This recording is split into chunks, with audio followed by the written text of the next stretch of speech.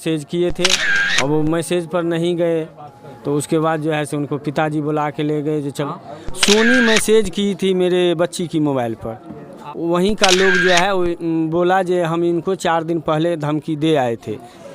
नमस्कार, news for junction देख रहे हैं आप और मैं हूं आपके साथ गोविंद कुमार। अभी मैं मौजूद हूं समस्तीपुर जिले के खानपुर थाना अंतर्गत कानू बिशनपुर गांव में, जहां पर एक घर का इकलौता चिराग बुझ चुका है। एक मां की गोद सुनी हो चुकी है। एक बहन का जो अधिकार है वो रक्षाबंधन के दिन ही खत्म हो चुका है, राखी बांधने का। पंकज नाम का एक युवक था जिसकी एक संदिग्ध अवस्था में यहाँ पर मैं आपको बताना चाहूँगा कि एक बिजली के जो टावर है उससे लटका हुआ एक शव मिला था और उसकी मौत वहाँ पर देखी गई थी। कि ये जो मौत का जो ये केस आया है वो यहाँ पर प्रेम प्रसंग का मामला बताया जा रहा है, जहाँ पर वो लड़का लटका हुआ मिला था जिस बिजली के टावर से।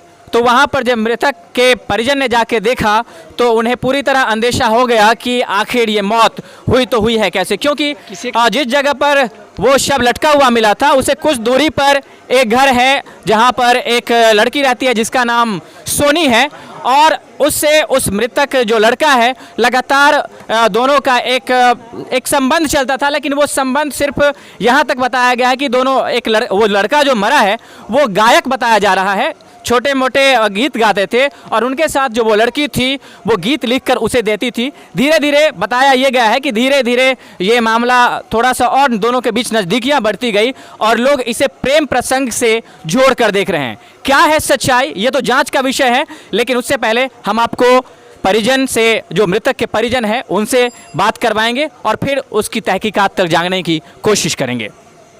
क्या नाम हुआ आपका? ललित महतो। वो जो जिस लड़के की मौत हुई है उसके क्या लगते हैं आप? पिताजी। पिताजी लगते हैं। उसकी उम्र कितनी रही होगी? 20-21 साल होगी। क्या नाम था उसका? पंकज कुमार।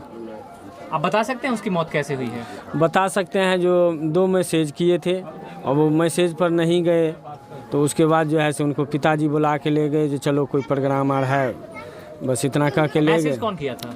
मैसेज उनकी सोनी कुमारी की थी। उनकी बच्ची की थी। और सोनी कुमार से आपके बेटे का क्या रिलेशन था? अब पहले से वही गाना उना का जो है से रिलेशन था, उसके बाद तो कुछ नहीं पता है मुझे। मतलब ये लड़की गाना लिखती थी और गाता था? हाँ, ये जो है से निकाल को लाता था, कैसे क्या था।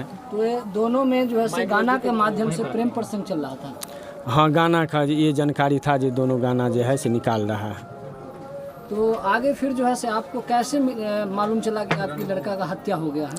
ये 5 बजे में जो है से हमको जानकारी मिली, सवेर में 12 के सवेर में, 11 के 9 बजे रात में। और उतना हम टाइम मोबाइल में नहीं देख पाए, लेकिन 9, 10, 11 यही समय में ले गए हैं।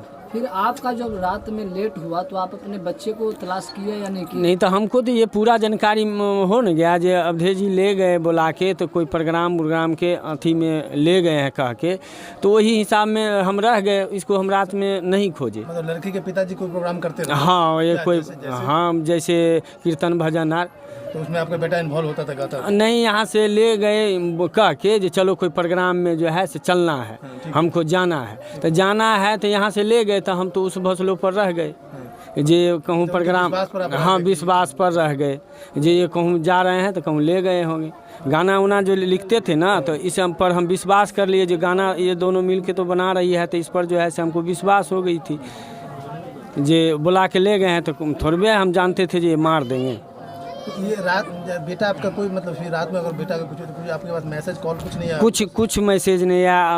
हम 12 बजे रात में भी कॉल किए तो उठा नहीं पाया वो मोबाइल। अपने बेटे के नंबर? हाँ, कॉल किए तो वो नहीं उठाया, तो हम कहे चलो सोया होगा चाहे कुछ कहूँ होगा।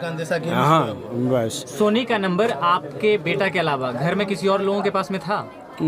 एक मैंने सोनी का नंबर। हाँ? सोनी मैसेज की थी मेरे बच्ची की मोबाइल पर। आपका जो लड़का मरा उसके मोबाइल पर? नहीं, मेरे बच्चिया बड़ी आपकी बच्ची की मोबाइल पर। तो रात में जब आपने अपने बेटे को कॉल किया और उस समय आपका बेटा फोन नहीं उठाया, तो क्या आपने फिर सोनी को कॉल करने की कोशिश की जिस नंबर से मैसेज आया था? नहीं। नहीं की। मतलब आपको थोड़ा भी शंका इस बात का नहीं था कि मेरे बेटों को मार नहीं शंका मान के चलिए, शंका रहता तो हम जाना ही नहीं देते। अगर हम सोचते जो मेरे बच्चे को मार देगा तो जाना ही नहीं देते हम उसको, चाहे भर रात हम अपने हिरासत में ले लेते। लेकिन कौन जानता है जो ले गया बुला के तो मार देगा।